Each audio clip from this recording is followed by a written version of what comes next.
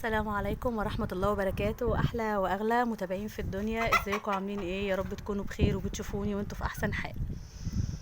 اللي هناك عند المكنسة آخر السطح ده يا جماعة مش شتا ولا حاجة، دي الماسورة بتاعت الخزان اهيت. أما الجماعة اللي معانا في البيت بيشغلوا الموتور بتاعهم بتنزل مية هنا على السطح. ان شاء الله هنشوفوا لها حل. انا كان السطح الصبح ما عرفتش، انا دلوقتي الساعه 2 ما عرفتش الساعه 10 اصور عشان كانت الدنيا بايظه خالص بصراحه. الفراخ اهي يا جماعه زي الفل. لسه شايفه دلوقتي الفرخه اللي راقده كويسه، راقده على البيض وكله تمام وبتاكل وبتشرب وكويسه يعني، والحمد لله. دول بقى متاخرين برضو في البيض شويه، مش عارفه السبب ايه، بس هم قاعدين دلوقتي بيبيضوا. انا شفت كده 3 بيضات بس ما بصيت دلوقتي كده لقيت الفراخ قاعده بتبيض، فما حبيتش. انا عايزه ادخلهم جوه واصورهم لكم هما جوه في الاوضه. في متابعه عندي سالتني يا ام حبيبه، هو انا عايزه اشوف شباك الاوضه اللي فيها الفراخ. انا معرفش هي تقصد اهني اوضه بصراحه، الاوضه بتاعت الفراخ البياض دي ولا المشروع الفراخ الصغير دي. رجليها بصوا يا جماعه مش عارفه حاجه مخبوطه في حاجه. خش يلا. البط بقى اللي بيشرب هنا مزرزق الدنيا. بصوا يا جماعه نقطه شتا نزلت على وشي مع ان الشمس طالعه، بس في شتا. بصوا بيبيضوا، بصوا دول اهو. 2 هنا بيبيضوا، في واحده من المبشرين جديد بتبيض هناك اهي، شايفينها في القفص. يا رب تبيض، هي ممكن تكون قاعده لاني ما بلاقيش بيض هنا قد كده يعني. لقيت مره واتنين بالكتير. بصوا الفراخ جمعتهم هنا مع بعض، هم واكلين وشاربين وكله تمام يعني. بس يا حبيبتي اللي عايزه تشوفي الشباك اللي في اوضه الفراخ، ادي شباك اهو اللي عنده اللمبه ده، واضح يا جماعه. هصورهولك برده من بره. انا مش عارفه هي بتسالني ليه، بتقول لي انا عايزه اشوف شباك التهويه اللي عند الفراخ يا ام حبيبه. ما اعرفش هي بتسال السؤال ليه، عايزه مثلا تشوف التهويه بتبقى ازاي. فاكره ان الاوضه ما فيهاش شباك للتهويه، الله اعلم هي بتسال ليه. تقريبا ام اسيا واسيل تقريبا او حاجه اسمها، مش متذكراه قوي، يمكن يكون هو كده صح او خطا مش عارفه. بس هي قالت لي من كام يوم، فانا الدروبات اللي حصلت معايا دي فنسيت اصور لها. اهوت يا حبيبتي شباك الاوضه دي. انا هوريك الاوضه الثانيه، هوريهولك من بره برده اهو. البطات يا جماعه واكل كله تمام اهو، باين. ده الشباك. طبعا الشباك ده بالنسبه لي انا ملوش اي 30 لازمه، هو بيطلع الريحه بس في الشتاء بيبقى كويس. اطلعوا يلا. البطابيط الحلوين. بصوا يا جماعه انا عملت ده ايه. انا حطيت دول كده، عملت في المسمار اللي هنا ده وصرفت يعني. حطيت الملايه دي كستاره كده علشان الفراخ البياض، قصدي الفراخ البلدي دي، ما تاكلش الاكل بتاع الفراخ البيضاء عشان ما يهفوش. عشان لو الفرخه هافت مني جاعت كتير مش هتشيل وزن، هتتعب ومش هتشيل وزن. شوفوا دول نايمين ازاي بيتشمسوا. بصوا يا جماعه، طبعا العلف لسه قدامهم اهو يعني، واكلين وشاربين وكله تمام. ومغيره لهم السقايه الصبح ما شاء الله يا جماعه، مفيش زرزقه. بصوا الميه، النقطه اللي بتقع فين؟ على الطوبه هنا او جوه هنا لو ملاحظين. ده احلى حاجه حصلت يعني. بره بقى الزرزقه دي مهما يزرزقوا بقى صيف او شتاء مش هيفرق معايا، بتنشف يعني.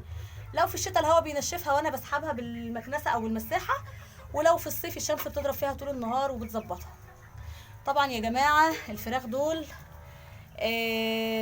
مش قاطعين بيض، بلاقي 7 9 كده يعني، حاجات لا تذكر كده، وبيبقى فيها البيضتين البشاير يعني. لو 7 يبقى 5 بس باضوا من الكبار، ولو 9 يبقى 7 بس باضوا. طبعا ده معدل انتوا عارفين كل يوم بيومه يعني. فانا استنتجت كده ان انا بحبسهم كتير عشان البط ياكل، فبيبعدوا عن الشمس وعن الاضاءه فتره طويله. لان انا احيانا بطفي اللمبه دي طول النهار يعني، ساعات بسها. انا النهارده ساهيه وسايباها، بس مش مشكله عشان الفراخ البيضه يبقى المكان دافي. عشان في هنا بصوا حتى لو تلاحظوا هوا بيهز الستاره، ففي تهويه جامده عليهم. بس هم تحت يعني في دفيانين ومية مية يعني، ما تقلقوش عليهم. بس بقول برضو خلي يبقى في تهويه وفي تدفئه، يبقى المعادله الصعبه نقدروا نحلوها يعني. انا عشان بحبس الفراخ دي كتير عشان البط ياكل طبعا وجبته. لاني انا بمجرد ما بحط العلف للبط والفراخ تسمع الصوت، مع انهم واكلين وانتوا بتبقوا شايفين واكلين الاكل قدامهم قد ايه، بيجروا على العلف وعلى صوت العلف وانا بحطه ويخلصوه، والبط مش بيلحق ياكل ولا فتفوته. فانا عشان بحبسهم كتير بالنهار بستسهل بقى واقول عشان البط ياخد حقه ويكبر. وهو فعلا ما شاء الله كبر وبقى زي الفل اهو.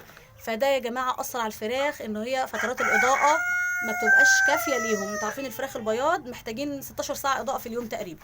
هو كده حتى لو ما عندكش شمس في الشتاء، عشان الشمس ما بتطلعش كتير والنهار بيبقى قصير في الشتاء، فبالتالي بيريحوا في الشتاء.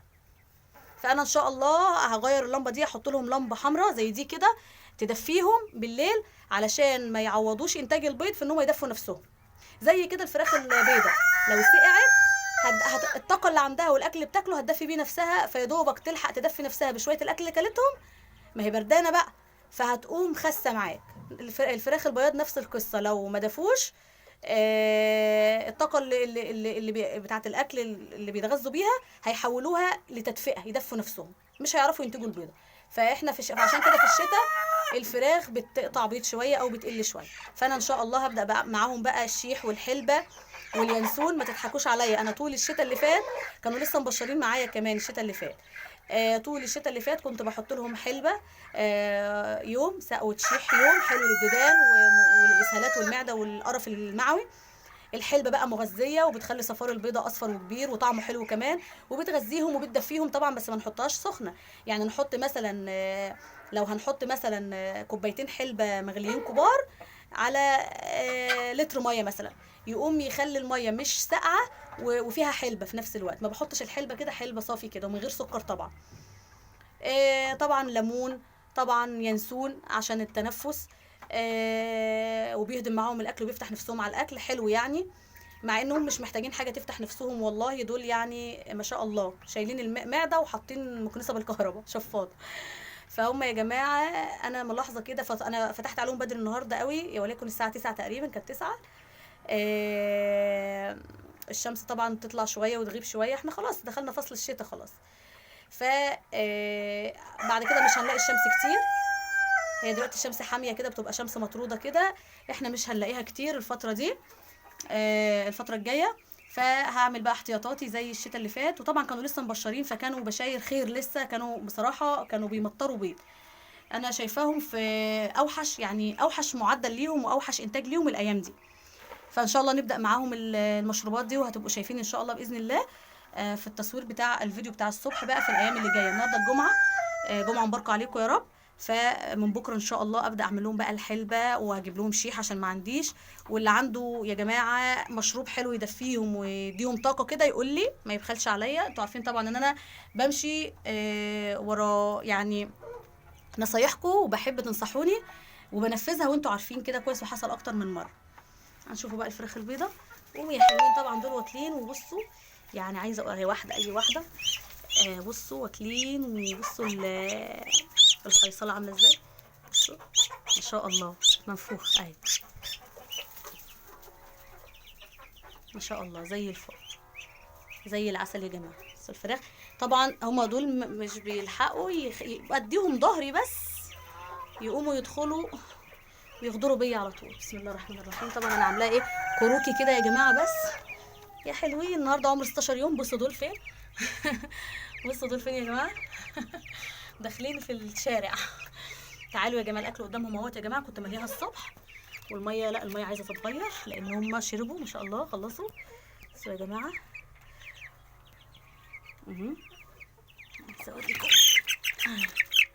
معرفش بقى الريش بدأ يطلع كده اهو ما شاء الله زي الفل. بصوا حجمهم حلو يا جماعه وتقال قوي في ايدي ان شاء الله زي الفل. عايز طبعا انضف لهم هنا التبن يعتبر خلص كده، اقصقص لهم شويه قش مش مشكله عادي، ايه تعبهم راحه يعني، بس مفيش ريحه ولا اي حاجه يا جماعه. بصي بقى يا اللي سالتيني على الشبابيك في الاوضه، معرفش انت تقصدي ايه. ده شباك كبير اهو، انا بس اللي ساده من هنا بالكياس والكراتين وخشب كده علشان ما يبقاش فيه تهويه مباشره عليهم. التهويه من فوق خالص، من ارتفاع اكتر من متر وربع يعني. التهويه هنا شويه دول بس المفتوحين اللي انا حاطه ايدي عليهم دول تمام. دي تهويه للاوضه كلها. وفي برضو هنا اهوت الشباك التاني يا حبيبه قلبي سالتيني، ده التهويه التانيه يا حبيبتي. في الشتاء طبعا ممكن يخش مطره من هنا، ممكن في ميه تخش من هنا، فانا في الشتاء بحط هنا زي كيس كده او حاجه من تحت بحطها كده، واسيب من فوق بس شويه التهويه زي ما انا عامله هنا كده. الاوضه دي يا جماعه انا واقفه فيها يا دوبك راسي كده جايه عليها. طبعا الفراخ الصغيره طلعت بره مش مشكله. بصوا يا جماعه انا هقول لكم حاجه، انتوا متعودين بقول لكم على كل حاجه. النهارده انا شفت الديك الابيض ده بيكسر فرخه من الفراخ دي، من الفراخ الصغيره اللي هو عمر 2.5 شهور.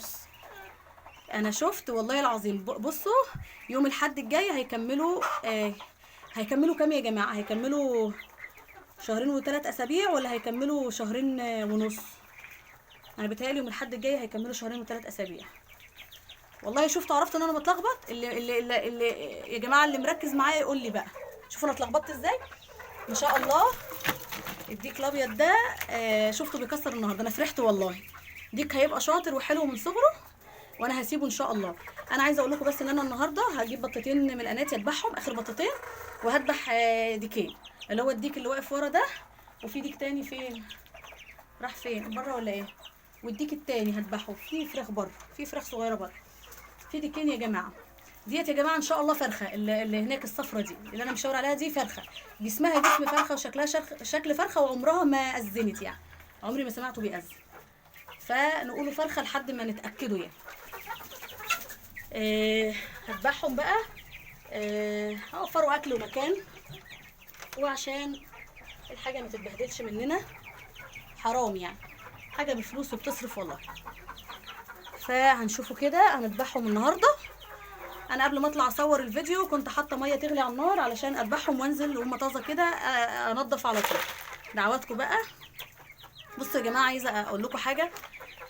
لو حد زهق مني ومن كلامي ان انا بشتكي مثلا، انا مش بشتكي يا جماعه، انا مش بشتكي لكم همي بقى واقعد ازهقكم. انا مش عامله القناه عشان ازهق متابعيني حبايبي، انتوا اخواتي حبايبي، اللي يزعلكم يزعلني واللي يزعجكم يزعجني. فانا بحبكم، فانا ما احبش اكون مصدر ازعاج ليكم، او مثلا ان انا شايفيني ان انا شكايه او بشتكي او كده. والله يا جماعه ما تاخدوهاش ان هي شكوى، خدوها ان هي فضفضه، بنفضفض معاكم، بقول لكم يومي حصل فيه ايه بالظبط، الاوضه محتاجه ايه، الاوضه عايزه ايه، الراجل عمل فينا ايه. يعني مثلا والله انا يعني بقول لكم انا تعبانه وصدري وكده، يعني انا عايزه اعرفكم، مش ان انا بشتكي لكم عشان انعيكم الهم. اديك اهوت يا جماعه، اديك اهو تاني شفتوا. انا بقول لكم علشان انا بشارككم يومي كله بتفاصيله كلها، اقل تفصيله بقولها. فانا والله يعني لو حد مثلا زعلان مني ولا حاجه ان انا مثلا بشتكي كتير او بتكلم كتير، انا مش حاسه بكده والله. تصدقوا ان انا مش حاسه ان انا بشتكي بقى وكده واوفر. انا بس بتكلم مع اخواتي حبايبي، بقول لهم اللي يعني يومي ماشي ازاي، بايجابياته بسلبياته، بتعبي بفرحي، بكل حاجه بقولها لكم يعني. فانا والله العظيم يعني ما احبش ازعل حد من متابعيني خالص، ولا ابان ان انا بقى يعني بنعيكوا الهم يعني، او بشتكي او مش راضيه. لا يا جماعه والله بالعكس، انا بشارككم يومي بتفاصيله. يعني بقول لكم هذبح بطه وهذبح فرختين، وحطيت الميه عشان انضف البط والفراخ. بقلل مكان يا جماعه، بفوق مكان يا جماعه، وبوفر اكل في نفس الوقت. دي مش شكوى، انا بعرفكم بس ايه اللي بيحصل في يومي يا جماعه. فاهميني؟ زي الفل. الفيديو طويل اهوت زي الفل، داخل على ربع ساعه، مش عايزه اطول اكتر من كده. قولوا لي بقى يا جماعه، البط كبر؟ البط كبر يا جماعه اهو زي الفل. مش عايزه بقى يا جماعه كل يوم اصور عند الفرخه، علشان هي حابه البيض وراقده عليه وانا بشوفها على طول وكده، بس مش على طول كل شويه يعني. امبارح شفتها والنهارده الصبح، فمطمنه عليها يعني. فانا مش عايزه يا جماعه كل شويه افتح عليها علشان خاطر ما تخافش او تسيب البيض او يجي لها رهبه ولا حاجه وتقلق يعني. انتوا عارفين الطيور لو خافت، عارفين الفراخ البلدي دي يا جماعه لو خافت، لو طفل مثلا بيلعب بكوره جنبها كده وهي مش معتاده، او بيلعب بعجله جنبها، او بيلعب عامه جنبها وكده، ما طلعش الاولاد على السطح خالص ولا نادرا يعني. تخاف ممكن يقطعوا بيض. الفرخه لو خافت ممكن ما تبيضش، ما تعرضتش للشمس كتير واتحبست ممكن ما تبيضش. قله غذاء وقله اكل ما تبيضش، قله اضاءه ما تبيضش. فاهميني يا جماعه؟ سمنت جامد ما تبيضش، عندها اسهالات ما تبيضش، عندها فيروس او تعب معوي ما تبيضش، وهكذا. يعني في اسباب كتير جدا لقله البيض، وعلى حسب نوع الفرخه. يعني في فراخ هجين بتفرح اول شهرين ببيضها، بيضه كبيره وبيضه حلوه وكده، وتبشر بدري كمان وهكذا. وعلى حسب كل فرخه، في فرخه ممكن تبشر 5 شهور، وفي فرخه 3 شهور ونص. انا بتكلم عن تجارب يعني. ف على حسب نوع الفرخه كمان يا جماعه، عشان بيجي لي اسئله. الفراخ عندي عمر 8 شهور بيضوا شهرين على حسب نوعها. لو هي مثلا فراخ بلدي، شوفي سبب من الخمسه 6 اللي انا قلتهم في الاول. لو هي فراخ هجين على فكره مش هتلاقي منها بيض ولا هتلاقي منها خير غير في الاول شويه كده، وبعد كده كل يومين بيضه كبيره صحيح بس كل يومين، وبعد كده بيقطعوا يعني. انا ناس كتير قوي بتشتكي من الموضوع ده. وقد اصيب او اخطئ في كلامي، يعني اللي مجرب يقول لي برضه. يا جماعه زي الفل اهو، الحمد لله رب العالمين. بياكل اهو، ما تبصوا البط يا جماعه طول ما هو قاعد عمال بياكل، بس يعني انا شايفه البط ده غريب شويه بالنسبه لي. البط ده كان من ذكر خليط، ومن نتايه خليط، فتحسوه مكعبر كده وشايل وزن. البط ده باباه مسكوفي ومامته خليط، فتحسوا ريحه طويل شويه، ريحه طويل يعني البطه طويله مسحوبه كده طويله لورا، مش مكعبره كده. قولوا لي رايكم يا جماعه، البط كبر والفراخ دي كبرت، قولوا لي يا جماعه رايكم. انا هقوم بقى دلوقتي هذبح بطتين وديكين اللي هيبقوا فاضلين، وهنسيب الابيض ده. الابيض ده شاطر والله العظيم، انا شفته بيكسر الصبح فانبسطت منه قوي، يعني ده عمره صغير فهو حلو كده قوي ما شاء الله عليه. هخليه بقى يبقى ايه، ديك العشه دي مع الفراخ دي، ما شاء الله قاعدين مع بعض يا جماعه، لا بيضربوا بعض ولا بيعضعضوا بعض، لا البط بيضربهم ولا الفراخ بتضربهم، الحمد لله. الطيور يا جماعه لو كبرت مع بعض وهي صغيره بيبقوا واخدين على بعض وكويسين. شايفين الديك الابيض الصغير ده، شفتوا الحويصله بتاعته مليانه قد ايه؟